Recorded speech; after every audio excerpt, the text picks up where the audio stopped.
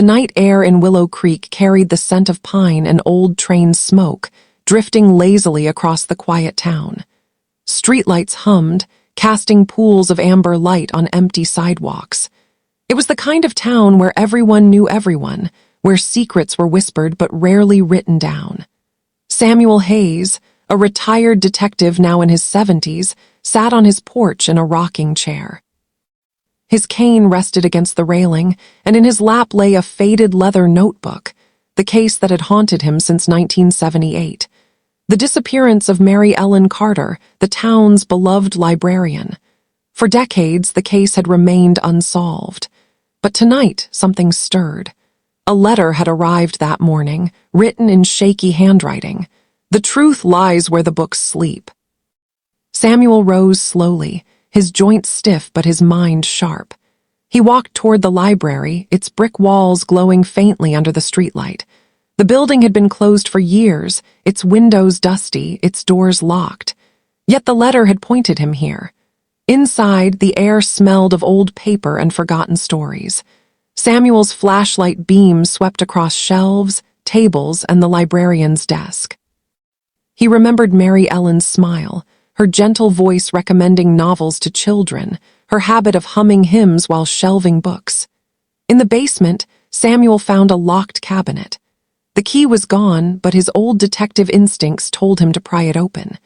Inside lay a box of photographs, yellowed with age. One photo caught his eye, Mary Ellen standing beside a man in a sheriff's uniform, Sheriff Tom Granger, his old colleague. Samuel's heart tightened. Tom had been his friend, his partner in countless investigations. But Tom had died years ago, taking secrets with him. Why was Mary Ellen photographed with him, looking uneasy, her smile forced? The next day, Samuel visited Martha at the diner. Martha had been Mary Ellen's closest friend. Over coffee, Samuel showed her the photo. Martha's eyes widened. "Sam," she whispered, "Mary Ellen came to me the night before she vanished.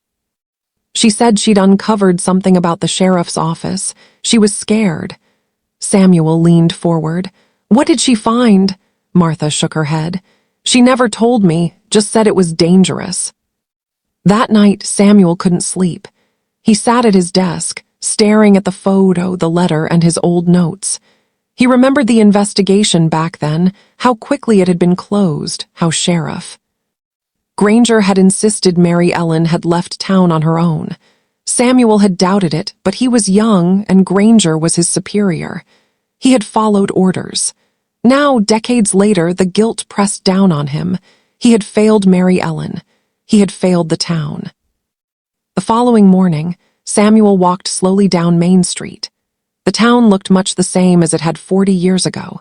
The diner still smelled of bacon and coffee. The hardware store still displayed tools in its window. The train station still stood at the edge of town, though fewer trains came through now. He greeted old neighbors, many of them gray-haired like himself. They smiled politely, but Samuel could see the weariness in their eyes. Willow Creek had carried the weight of Mary Ellen's disappearance for decades. It was a wound that had never healed. Back at the library, Samuel searched again.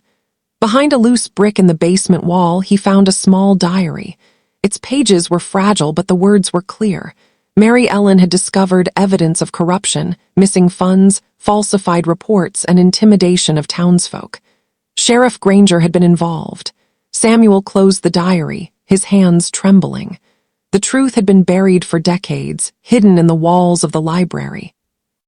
Mary Ellen had tried to expose it, but she disappeared before she could. Samuel sat in the library for hours, reading the diary by the dim light of his flashlight. Mary Ellen had written about her fears, her determination, and her hope that justice would prevail. She had believed in the goodness of the town, in the strength of truth. Samuel felt tears in his eyes. He whispered, "I should have protected you, Mary Ellen. I should have listened." The next evening, Samuel gathered the townsfolk at the church hall. He read aloud from Mary Ellen's diary, his voice steady but heavy with emotion. The townspeople listened in silence, their faces pale. For years they had trusted Sheriff Granger. For years they had believed Mary Ellen had simply run away. Now the truth was clear. She had been silenced because she sought justice. An elderly man in the crowd stood up. It was Henry, the former deputy. His voice cracked as he confessed. I knew. I was young, scared. Granger told me to keep quiet. I did, and I've carried the guilt ever since. Gasps filled the room. Martha wept quietly in the back. Others shook their heads in disbelief. Samuel closed the diary and looked at the crowd. We cannot change the past, he said softly, but we can honor Mary Ellen's courage. We can remember her truth. The town mourned Mary Ellen anew, but with mourning came closure. Samuel arranged for a memorial at the library, dedicating it to her courage. The diary was placed in a glass case, a reminder that truth, though buried, always finds a way to surface. The townsfolk gathered for the ceremony, lighting candles and sharing memories of Mary Ellen. Children who had once listened to her stories now stood as adults, recalling her kindness. Old friends spoke of her laughter, her devotion, her bravery. That night, Samuel returned to his porch. The rocking chair creaked beneath him, and he gazed at the stars. The case was finally closed. Mary Ellen's voice, once silenced, now echoed in the hearts of Willow Creek. He whispered softly, "Rest now, Mary Ellen. The town remembers." The wind rustled through the trees, carrying with it a sense of peace. Willow Creek could sleep again, and so could Samuel Hayes. Samuel sat for a long time, listening to the night. He thought of his years as a detective, the cases he had solved, the lives he had touched, but none weighed on him as heavily as Mary Ellen S. He realized that justice was not always about punishment. Sometimes it was about truth. Sometimes it was about giving voice to the silenced.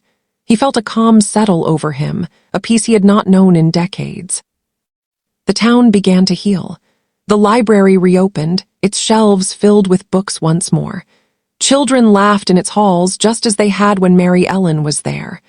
The memorial stood at the entrance, a quiet reminder of her courage. Samuel visited often, sitting in the reading room, listening to the whispers of pages turning. He felt her presence there, gentle and strong. Years passed and Samuel grew older. His hair turned white, his steps slower, but his spirit remained steady. He knew his time was nearing its end, but he felt ready. He had carried Mary Ellen's story to its conclusion. He had given the town closure. He had found peace. On his final evening, he sat on his porch, the stars shining above. He closed his eyes and whispered, "I'm coming home, Mary Ellen."